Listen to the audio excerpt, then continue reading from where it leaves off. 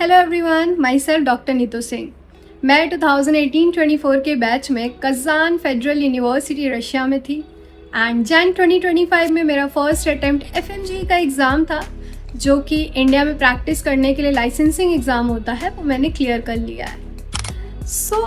इस time licensing exam को लेके बहुत ज़्यादा र्यूमर्स चल रहा है कि बेसिकली किस लैंग्वेज में होता है, किस मोड में हो रहा है, कैसे हो रहा है, व्हाट इफ़ लोकल लैंग्वेज में हुआ और हमें नहीं आता तो हम कैसे करेंगे, अगर हमसे ये एग्ज़ाम नहीं निकला तो क्या हमें डिग्री मिलेगी। इस तरीके के बहुत सारे र्यूमर्स चल रहे हैं एंड इसको लेके एंडलेस चीज़ें चल रही हैं। सारे लोग गलत जानकारी दे रहे हैं, मैक्सिमम लोग यूट्यूब पे गलत जानकारी दे रहे हैं इस एग्ज़ाम को लेके।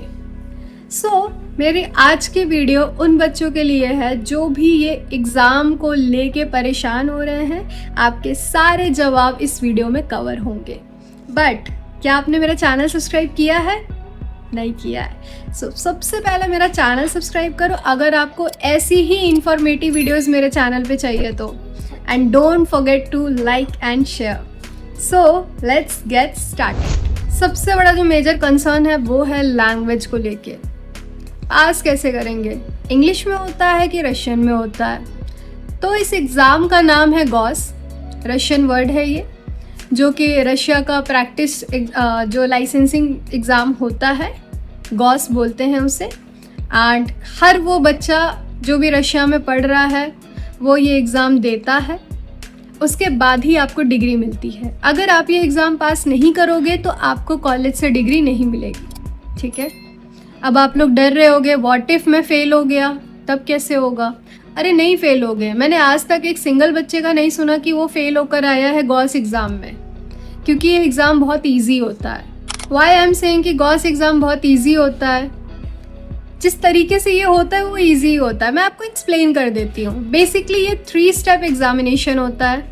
पहला स्टेप होता है कंप्यूटर बेस्ड टेस्ट, जिसमें आपको MCQs मिले होते हैं, आपको MCQ देने पड़ते हैं। ठीक है। सेकेंड स्टेप होता है वाइवा। वाइवा मेन सब्जेक्ट्स के होते हैं, 5-6 मेडिकल सब्जेक्ट्स होते हैं। फॉर एग्जांपल मेडिसिन हो गया, सर्जरी हो गया, फार्माकोलॉजी हो गया, गायनिकोलॉजी हो गया, इस तरीके के सब्जेक्ट्स होते हैं। तो आपको लिस्ट ऑफ क्वेश्चन मिल जाता है 1 महीने पहले ही यूनिवर्सिटी के तरफ से। आप जिस भी रशियन मेडिकल यूनिवर्सिटी में जाओगे आपको लिस्ट ऑफ क्वेश्चन मिल जाएगा, आपको वही प्रिपेयर करना है और उसी में से ही पूछा जाता है, कुछ अलग से नहीं आता है। ठीक है। थर्ड स्टेप होता है आपका प्रैक्टिकल स्किल। प्रैक्टिकल स्किल जो भी आपको कॉलेज के टाइम पे प्रैक्टिस कराई गई है, फॉर एग्जांपल गायनिकोलॉजी डिपार्टमेंट में जो वो अलग अलग मोड में जिस तरीके से डिलीवरी वगैरह कराई जाती है, तो वो सब कुछ स्पेसिफिक स्किल्स होता है। और ये जो हमारा वाइवा एग्ज़ाम होता है ओरल ही रहता है। आपको पता है वाइवा का क्या मतलब होता है? कोई रिटन एग्ज़ाम नहीं होता है। तो अगर रिटन एग्ज़ाम हो ही नहीं रहा है तो लैंग्वेज का कंसर्न कहाँ आया? ओरल में तो अगर आप मिनिमल भी कुछ बोल रहे हो, चाहे रशियन में ही क्यों ना हो रहा हो, कहीं मिनिमल भी अगर आप कोई आंसर दे रहे हो तो वहाँ पे टीचर एक्सेप्ट करते हैं। प्रॉब्लम तब आती है अगर आप स्पीचलेस हो जाते हो, एक भी वर्ड मेंशन नहीं करते हो, वहाँ प्रॉब्लम आती है। ठीक है। हर सब्जेक्ट से, जैसे सर्जरी का एक क्वेश्चन आ गया, मेडिसिन का एक क्वेश्चन आ गया, फार्माकोलॉजी का एक क्वेश्चन आ गया, तो इस तरीके से 4-5 सब्जेक्ट होते हैं मेन, उनके एक क्वेश्चन होते हैं। तो हर टीचर बैठा होता है अलग अलग, तो जिसका जो टीचर होता है हम उन टीचर्स के पास जाते हैं, एक एक करके आंसर करते हैं। उसके अलावा 2 चीज़ें यहाँ पे लैब रिपोर्ट्स पे आता है। एक तो CBC का टेस्ट आता है, पूरा CBC प्रोफाइल रहता है और हमें डायग्नोस करना होता है कि ये अनीमिया है पेशेंट को कि क्या है। तो वो सब चीज़ें ऑलरेडी हमने क्लास में प्रैक्टिस किया हुआ है, वही चीज़ें आती हैं, कुछ नया नहीं पूछते हैं। सेकंड चीज़ ECG पूछी जाती है। ECG मिलता है हमें एंड वहाँ पे हमें बताना पड़ता है कि ये पेशेंट का नॉर्मल है ECG या फिर कोई एबनॉर्मैलिटी है। एंड ट्रस्ट मी गाइज, बहुत इजी होता है ये चीज़, क्योंकि ये चीज़ हम ऑलरेडी क्लास में पहले ही प्रैक्टिस कर चुके होते हैं। ठीक है। तो कुछ ऐसा नया नहीं आता है जिससे हमें ट्रबल हो। कोई रिटन एग्ज़ाम नहीं होता है कि जिससे हमें ट्रबल हो। इसीलिए मैं इस एग्ज़ाम को ईजी एग्ज़ाम बोल रही हूँ। और जो प्रैक्टिकल स्किल भी पूछी जाती है वो ऑलरेडी हमें प्रैक्टिस कराया जाता है, वही पूछा जाता है, कुछ नया नहीं पूछा जाता है। तो ये जो र्यूमर्स आप एग्ज़ाम को लेके सुन रहे हो, प्लीज़ पहले आप लोग क्लियरिटी में जानकारी इकट्ठा किया करो, देखा करो कि इस इंसान ने ये एग्ज़ाम दिया है, वो बता रहा है, तो वहाँ थोड़ा सुनो। And I don't know what should I से ऑन दिस। बहुत सारे लोग यूट्यूब पे अलग अलग इन्फॉर्मेशन दे रहे हैं, जिसकी वजह से बच्चे कंफ्यूज हो रहे हैं, उन्हें समझ में नहीं आ रहा कि कौन सही बोल रहा है, कौन गलत बोल रहा है। तो दैट्स वाई मैं बार बार बोलती हूँ बच्चों को कि मल्टीपल सोर्सेज फॉलो मत करो, जिस पे ट्रस्ट है एक ही सोर्स फॉलो करो एंड एक ही चैनल पे आपको सारी जानकारी मिल जाएगी। अगर आपको मेरे पे ट्रस्ट है, आपको कहीं जाने की ज़रूरत नहीं, मेरे चैनल पे आपको मोर देन इनफ इन्फॉर्मेशन मिल जाएगी, कोई टेंशन लेने वाली बात नहीं है। दूसरा, जो लोग बोल रहे हैं कि गॉस एग्ज़ाम नहीं होता है, एक और अलग एग्ज़ाम होता है, तो उस पर भी क्लियरिटी दे देती हूँ। जो हमें एग्ज़ाम देना है वो गॉस एग्ज़ाम है। दूसरा एक अलग से एग्ज़ाम होता है जिसे बोलते हैं एक्रीडिटेशन एग्ज़ाम, और ये एग्ज़ाम सिर्फ वही लोग देते हैं जो रशिया में स्टे करते हैं। ये रशियन लैंग्वेज में एग्ज़ाम होता है और आपको 3 अटेम्प्ट मिलते हैं एग्ज़ाम को पास करने के लिए, बट ये एग्ज़ाम हर बच्चा नहीं देता है, ठीक है। मेरे टाइम पे ऐसे शायद 3 या 4 बच्चे थे जो दूसरे कंट्री के थे, उन्हें रशिया में ही जॉब करना था, वहीं पे लाइफ टाइम रहना था, उनको वहीं का सिटीजनशिप वगैरह चाहिए था, वहीं उनका परमानेंट प्लान था। दिस इज़ द रीज़न कि उन्होंने पहले हमारे साथ गॉस दिया, उसके बाद उन्होंने एक्रीडिटेशन एग्ज़ाम दिया। ये रियलिटी है। आपको दोनों एग्ज़ाम नहीं देना है। जो हमारे लाइसेंसिंग एग्ज़ाम देना है ना, जिसके बाद हमें डिग्री मिलती है, वो सिर्फ और सिर्फ गॉस एग्ज़ाम है। तो प्लीज़ इन दोनों एग्ज़ाम को लेके कंफ्यूज बिल्कुल मत हो, ये दोनों अलग अलग है और सारे बच्चे नहीं देते हैं। हर कोई बोल रहा है कि 2021 से न्यू गाइडलाइन आई है, पहले तो ये चीज़ें थी नहीं, शायद आपको पता नहीं होगा, नया आया हुआ है। कुछ नया नहीं आया है, ये चीज़ें पहले से होती थी। पहले भी गॉस एग्ज़ाम होता था रशिया में, पहले भी एक्रीडिटेशन एग्ज़ाम होता था रशिया में, बस अवेयरनेस नहीं थी, हमें पता नहीं था क्योंकि कोई बताने वाला नहीं था। आजकल 100 लोग वीडियो बना रहे हैं यूट्यूब पे, तो 100 लोग सवाल कर रहे हैं, 100 लोग आपको कन्फ्यूजन और ज़्यादा दे रहे हैं, इसीलिए आपके दिमाग में आ रहा है अरे ये तो कुछ नया आया हुआ है। कुछ नया नहीं है, ये चीज़ पहले से हो रही थी, बस हमें जानकारी नहीं थी, हम अवेयर नहीं थे, ठीक है। एग्ज़ाम पहले से होता था, रशिया NMC गाइडलाइंस फुलफ़िल कर रही है एंड एग्ज़ाम भी वहाँ पे होता है। इसके अलावा ये पार्ट्स में इंटर्नशिप को लेके भी बहुत ज़्यादा चीज़ें चल रही है। वो स्टेटमेंट बहुत ज़्यादा कन्फ्यूजन क्रिएट कर रहा है। आप लोग को ये सोचना चाहिए अगर गाइडलाइन फुलफ़िल नहीं हो रहा है तो इंडियन एम्बेसी क्यों अलाउ कर रही है वहाँ पे MBBS, क्योंकि जितनी भी रशियन मेडिकल यूनिवर्सिटी है वो सारा का सिस्टम सेम है। ऐसा नहीं है कि कोई स्पेसिफिक कॉलेज अलग से कुछ करा रहा है, हर जगह सेम चीज़ें फॉलो हो रही है। तो अगर इंडियन एम्बेसी वहाँ पे है, चीज़ें देख रही है, अलाउ कर रही है, इसका मतलब एक्सेप्टेबल है, ठीक है।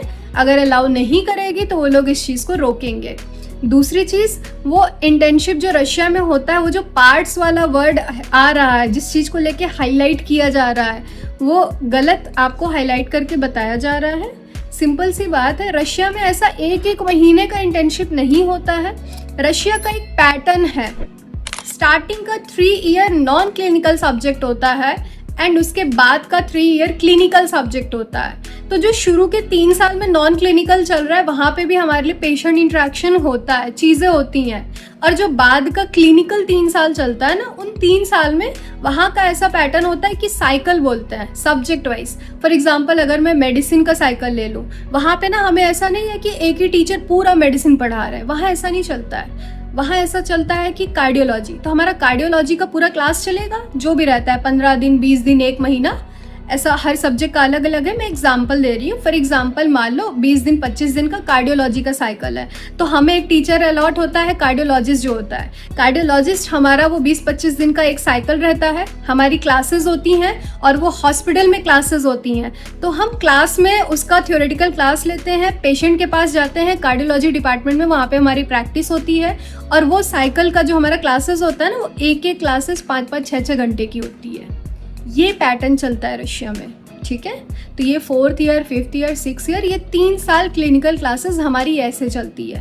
कार्डियोलॉजिस्ट टीचर जो होगा, कार्डियोलॉजिस्ट जो होगा डॉक्टर, वो कार्डियोलॉजी की हमारी क्लास ले रहा है, ठीक है। वैसे ही अदर टीचर्स का भी रहता है, अलग अलग जो स्पेशलिस्ट होते हैं ना, वही हमारी क्लासेस लेते हैं। इस तरीके से पढ़ाई होती है। तो वहाँ का पैटर्न अलग है, पार्ट्स में नहीं हो रहा है, हमारी प्रैक्टिस वही हो रही है। हॉस्पिटल में थ्योरेटिकल चीज़ें बताई जा रही है और प्रैक्टिस कराया जा रहा है, पेशेंट के पास ले जाया जा रहा है। तो जो हम इंडिया में जैसे प्रैक्टिस करते हैं ना, पेशेंट के पास जाते हैं, फिजिकल एग्जामिनेशन करते हैं, मेडिकल रिपोर्ट्स बनाते हैं, डॉक्टर को रिपोर्ट करते हैं, वही चीज़ें हम रशिया में भी करते हैं। तो इस चीज़ को लेके जो भी आपका र्यूमर है, आई होप कि मेरा आज का ये वीडियो देखने के बाद आपको क्लियरिटी मिल गई होगी।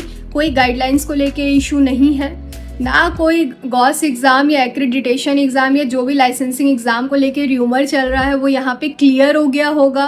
प्लीज़ आप लोग थोड़ा सा र्यूमर्स एंटरटेन करने से पहले ना रियलिटी जाना करो। सोशल मीडिया का ज़माना है, डेफिनेटली आधी से ज़्यादा चीज़ें यहाँ पे गलत बताई जाती है, गलत दिखाई जाती है। तो थोड़ा सा सच्चाई जाना करो, उन लोगों से पूछा करो जो चीज़ वो लोग करके आए हैं, जो ऑलरेडी बाहर से पढ़कर आया है, एग्ज़ाम देकर आया है, करेंटली चीज़ें कर रहा है, वो आपको बेटर रिव्यू दे पाएगा इंस्टेड ऑफ दोस्त जो सिर्फ बातें सुन रहे हैं। खासकर हमारे पेरेंट्स, मैं ये मैसेज, एक छोटा सा मैसेज पेरेंट्स को देना चाहूँगी, प्लीज़ आप लोग र्यूमर्स एंटरटेन करना बंद करें। रियलिटी कुछ और एग्जिस्ट कर रही है। बच्चे अब्रॉड जाके अपना करियर बना रहे हैं, तो आप अपने बच्चों के पंख मत काटो र्यूमर्स के बेसिस पे। आप लोग खुद सच्चाई पता करो, 10 जगह जानकारी लो, कोई दिक्कत नहीं है। फुली सेटिस्फाइड होके कॉलेज चूज़ करो, कोई दिक्कत नहीं है, बट बच्चे के पंख मत काटो, सच्चाई ही जानो, फिर डिसीजन लो। आज के टाइम पे अब्रॉड MBBS के नाम पे बहुत सारे मल्टीपल कंट्रीज़ हैं, तो आपके ऊपर है आपको कहाँ चूज़ करना है। आप चाहे नेपाल चूज़ करो, बांग्लादेश चूज़ करो, रशिया करो, सर्बिया करो, जॉर्जिया करो, उज़्बेकिस्तान करो, कज़ाकिस्तान करो, तजाकिस्तान करो, जहाँ भी चूज़ करना है आप करो, आपकी चॉइस है। अपने बजट के हिसाब से चूज़ करो। ये मेन कंसर्न होना चाहिए। आपका मेन कंसर्न ये नहीं होना चाहिए कि FMGE का परसेंटेज कहाँ हाई है वही कॉलेज जाएंगे। उस कॉलेज में जाने से आपका FMG नहीं निकलेगा, आपके खुद के पढ़ने से FMG निकलेगा। यही मैं बोलना चाहूँगी एट द एंड सबसे। सो आई होप कि मेरी आज की वीडियो आपके लिए काफ़ी क्लियरिटी लेकर आई होगी। एंड जो भी कॉमन रिसेंटली मैंने आप लोगों से सवाल सुने थे वो सारे मैंने इस वीडियो में कवर कर दिए हैं। तो मिलते हैं नेक्स्ट वीडियो में। एंड अगर आप लोग का कोई और भी डाउट है, ऐसा मेजर कंसर्न है, कोई और आप लोग बड़ा बड़ा र्यूमर कुछ भी सुन रहे हो, आप मेरे से पूछ सकते हो। मैं उस टॉपिक पे वीडियो बना दूंगी आप लोगों के लिए। So thank you so much guys, bye bye, take care, see you in the next vlog.